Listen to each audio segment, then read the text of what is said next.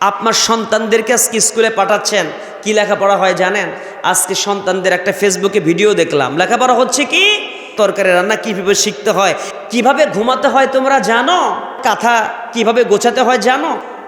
Bench 2-3টা এক জায়গায় কইরা উপর দিয়েই পারছে, বাসা থেকে একটা চাদর নিয়ে গেছে, চাদর পারছে, চাদর পেরে দিয়া একটা বালিশ নিয়ে গেছে, বালিশ নিয়ে যায়া সেখানে লেখাপড়া হচ্ছে যে কিভাবে ঘুমাতে হয় তোমরা জানো।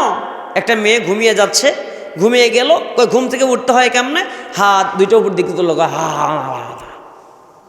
ঘুম থেকে উঠতেছে, ঘুম থেকে উঠে সে আবার বলে কাঁথা কিভাবে গোছাতে হয় জানো, সে আবার কাঁথা গোছাচ্ছে, বালিশ গোছাচ্ছে। এই যে শিক্ষা ব্যবস্থার চরম অধপতন।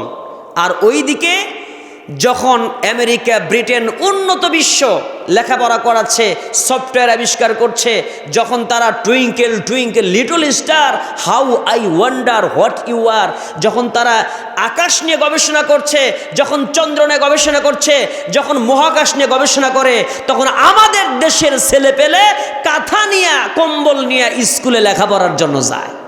কথা বলেন, এটা চক্রান্ত ছাড়া আর কিছু হতে পারে?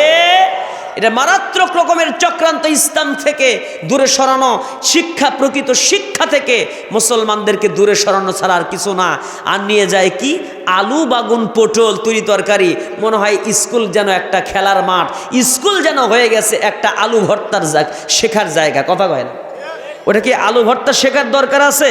আলু ভর্তা যদি শিখতে হয়, বাসায় মা আছে, পারিবারিকভাবে শিখবে।